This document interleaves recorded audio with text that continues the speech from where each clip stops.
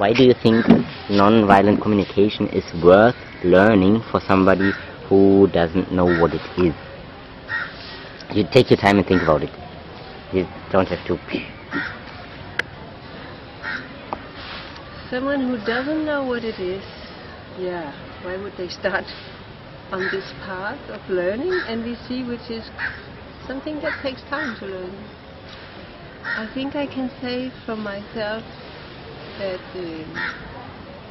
my reason to learn it was that when I heard just a little bit about it, I immediately could sense that this will help me in my relations with other people, in my couple relation, in my relation with friends and family.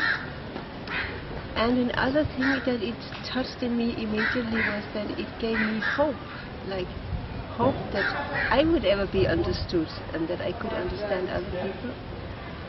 But you ask this, if somebody who doesn't know at all what it is, why would they start on this? Or why is it worth learning? Why is it worth learning?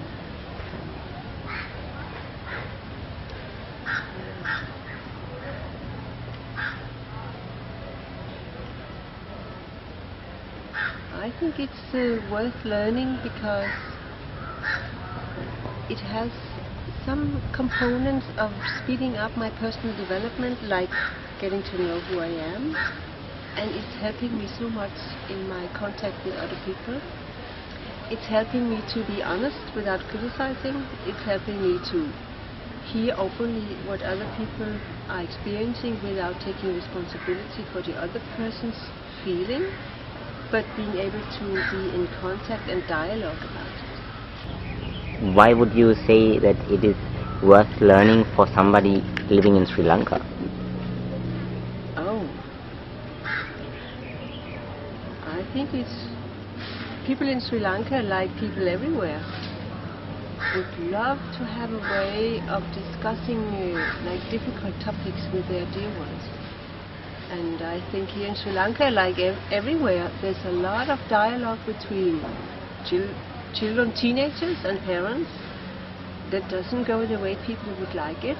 There's a lot of dialogue between husband and wife that doesn't go the way you would like it. There's a lot of things you want to talk about but you don't know how to bring it up.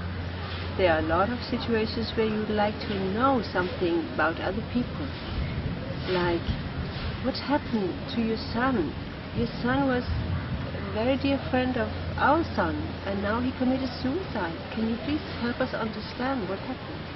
So this access to talk about life and death and things that happens, that is, we can say, that is deeper than the everyday talk about the weather and where we can buy things. I think a lot of people are carrying things they would like to talk with other people about, and they are helpless, feeling helpless, not knowing how to bring up the topic in a way that creates connection. Because we can ask about it and have the other person be defensive. And you can also have the other person be defensive with nonviolent communication, but I think there's a bigger chance that you can really enter into a dialogue about some of these very important issues. And I trust that every parent would like to have access to talking with their young ones, teenager and young and older, teenager and older, about life, and to support them and not to make it too difficult for the young ones, and to be able to stay in touch with them how they really are, so you have access to support them if they get in trouble in their young lives. What is the essential message of NVC in your understanding? Wow. For me, NVC has been bringing me 3 key changes, and I like to call them 3 revolutions. And the first key is that we move the because. I don't feel what I feel because you did or said something, but I feel what I feel because I have a need. So the guilt-giving because, giving you the guilt and shame for how I feel, is disappearing, and instead we have a self-empowered because that sets us free. I'm free if I connect my feelings with my needs. One key element. The other key element or revolution is that we talk about needs as something that is for every people the same. Every human being has the same needs, and it's separated from the ways we can meet these needs. There are so many ways we can meet the need for freedom, but we all need freedom. There are so many ways to meet the need for love, but we all need love. And the third revolution is that we make requests of other people that is in the present moment, so that we tap into the power of now. Because it's so much more powerful if I want to ask you something, make a request of you, to be in the here and now about it. So please tell me, how is it for you that I want you to do something? So it's an ongoing invitation to stay in the dialogue. And now and then to do some concrete things, but mainly to stay in the dialogue. For me this is so powerful, and I'm still learning how to do that and to remember to do it in the real life. What would you love the students to take home? First of all, I would like them to take home that they have needs, we all have needs, and that it's okay to have needs. It's not something wrong with you for having needs, it's actually an expression of your humanity. So this is for me like the beginning. It was like for me the beginning to notice that I have needs and there's nothing wrong with me for having these needs.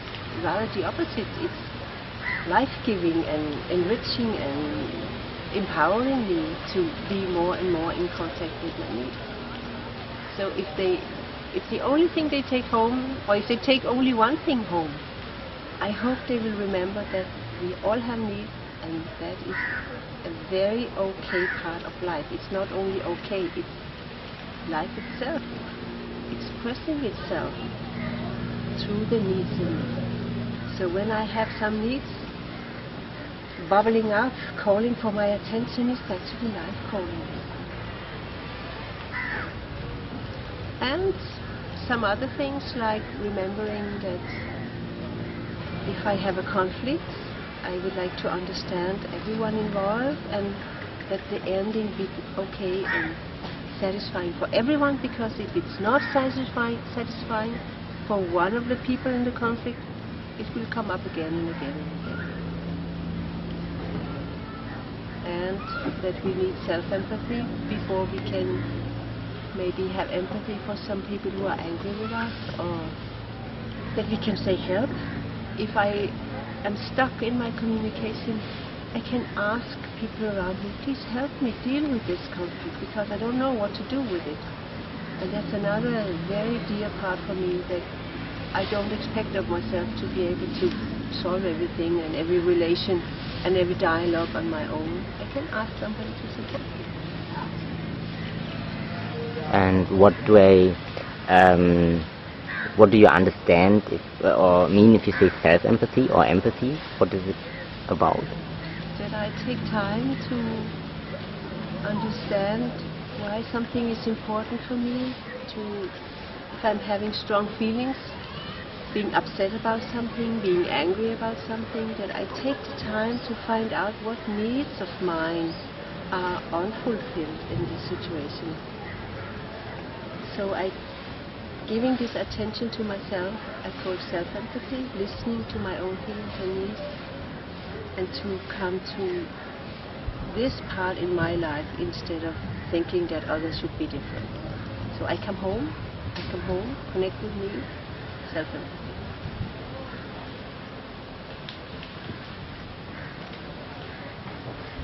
What is your vision of nonviolent communication for the world?